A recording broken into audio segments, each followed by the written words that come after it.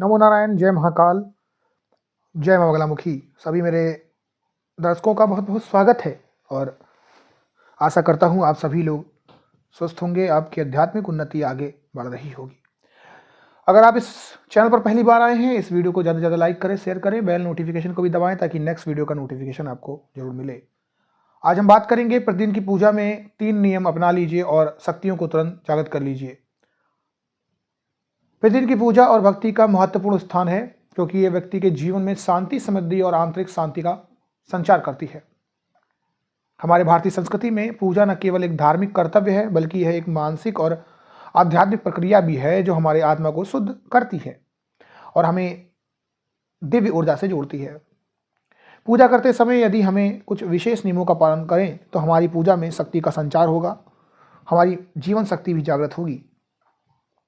अगर आप प्रतिदिन की पूजा में इन 3 विशेष नियमों को अपनाते हैं जो मैं अब इस वीडियो के माध्यम से आपको बताऊंगा, तो आपकी शक्तियां तुरंत जागृत हो जाएंगी और आपके जीवन में सकारात्मक परिवर्तन आएंगे। सबसे पहले पूजा में सबसे महत्वपूर्ण जो नियम होता है वो है कि हमें पूर्ण समर्पण और श्रद्धा के साथ करना चाहिए। जब हम पूजा करते हैं तो हमारा मन, हृदय और आत्मा पूरी तरह से ईश्वर में समाहित होने लगती है। यह समर्पण और श्रद्धा केवल बाहरी क्रियाओं से ही नहीं बल्कि हमारी मानसिक स्थिति में भी होनी चाहिए। यदि हम पूजा करते हैं तो हमारा मन, हृदय और आत्मा पूरी तरह से ईश्वर में समाहित होने चाहिए। ये समर्पण और श्रद्धा केवल बाहरी क्रियाओं में ही नहीं बल्कि हमारी मानसिक स्थिति में भी होनी चाहिए। यदि हम पूजा करते समय ईश्वर के प्रति पूरी निष्ठा और विश्वास के साथ अपने आप को जोड़ते हैं, समर्पण करते हैं, तो ये हमारी आंतरिक शक्तियों को जागृत करने का पहला कदम होता है। जब हम पूजा करते हैं तो हमारे विचारों का शुद्ध होना आवश्यक है। हमारा मन किसी अन्य बातों में उलझा नहीं होना चाहिए बल्कि वह पूरी तरह से पूजा में और ईश्वर के ध्यान में केंद्रित होना चाहिए।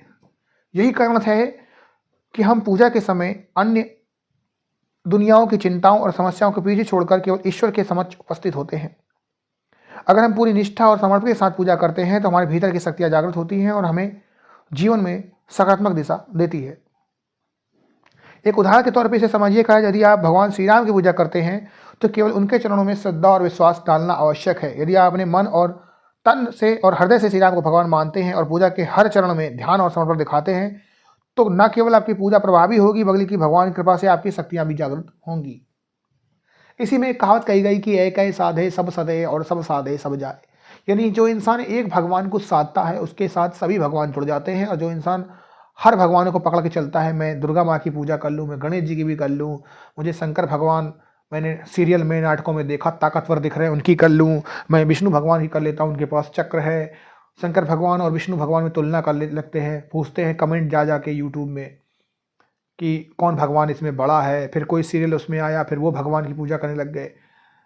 इससे कुछ कभी भी नहीं मिलता है। हर भगवान के अंदर ताकत है, भगवान एक ही है और भगवान के रूप जो हैं वो अनेक हैं।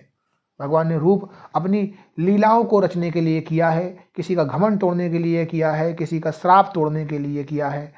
तो ये सारी चीज़ें उन्होंने लीलाओं के रूप में रची हैं। भगवान एक ही हैं, ईश्वर एक ही है, एक साधे सब सधे, एक ओंकार। सबसे बड़ी बात है पूजा में शुद्धता का ध्यान रखना।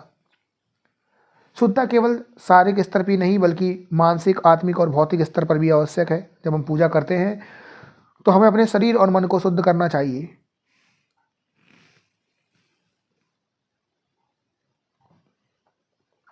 पूजा का शुद्ध वातावरण व्यक्ति को दिव्य ऊर्जा के प्रति संवेदनशील बना देता है और यह हमारी शक्तियों को जागृत करता है। शारीरिक शुद्धता का मतलब है कि पूजा से पहले हम स्नान करें और स्वच्छ वस्त्र पहनें। साथ ही पूजा की जगह को भी स्वच्छ और पवित्र रखें। पूजा का स्थान ही वह जगह है जहां हम अपनी आत्मा और ईश्वर से जुड़ने का प्रयास करते हैं, इसलिए यह स्थान शुद्ध होना चाहिए।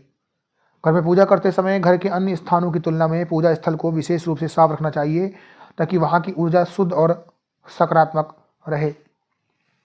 मानसिक शुद्धता का अर्थ है कि हमें पूजा के समय किसी प्रकार के नकारात्मक या अशुद्ध विचारों को मन में नहीं लाना चाहिए। पूजा करते समय हमारा मन ईश्वर के प्रति प्रेम और श्रद्धा से भरा होना चाहिए। जब हमारा मन शुद्ध होता है तो हमारी पूजा और भक्ति की शक्ति भी कई गुना बढ़ जाती है। मानसिक शुद्धता के साथ हमें किसी प्रकार की चिंता या तनाव की पूजा के समय अपनी मानसिक स्थिति से बाहर रखना चाहिए।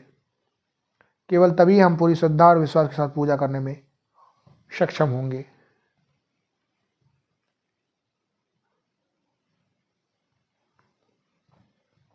आत्मिक शुद्धता का मतलब है कि हमें पूजा करते समय अपने भीतर के अहंकार, घृणा या द्वैता को छोड़कर केवल प्रेम, सम्मान और भक्ति के भाव के साथ ईश्वर की आराधना करनी चाहिए।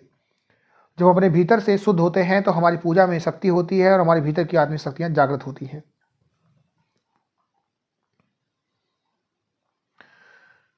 सबसे लास्ट तीसरा जो महत्वपूर्ण नियम है वो है पूजा का नियम और नियत समय के अनुसार पालन करना। यह नियम व्यक्ति की भक्ति और पूजा में निरंतरता बनाए रखने के लिए अत्यंत महत्वपूर्ण है। यदि हम प्रतिदिन एक निश्चित समय पर पूजा करते हैं तो इसका पालन नियमित रूप से करते हैं तो यह हमारे जीवन में सकारात्मक ऊर्जा का संचार करता है और हमारे भीतर की शक्तियों को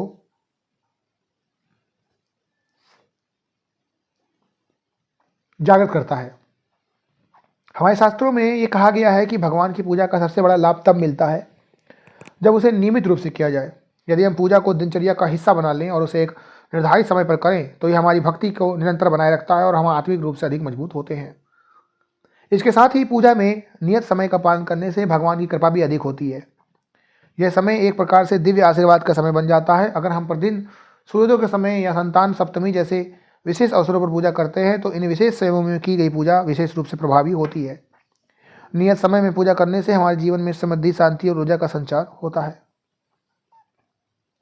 प्रत्येक पूजा में मंत्रों का विशेष महत्व होता है। मंत्रों के सही उच्चारण से उनकी ऊर्जा कई गुना बढ़ जाती है। जब हम मंत्रों का सही उच्चारण करते हैं तो ये हमारे शरीर और मन पर गहरा प्रभाव डालते हैं और हमारे आंतरिक शक्तियों को जागृत करते हैं। पूजा के दौरान हमें मंत्रों का उच्चारण पूरी निष्ठा और श्रद्धा से करना चाहिए ताकि वह हमारे जीवन में सकारात्मक परिवर्तन ला सके। इसी के साथ मुझे इजाज़त दीजिएगा। आप सभी लोग खुश रहें, स्वस्थ रहें और आपकी आध्यात्मिक उन्नति होती रहे। नमो नारायण। जय महाकाल, जय मंगलामुखी।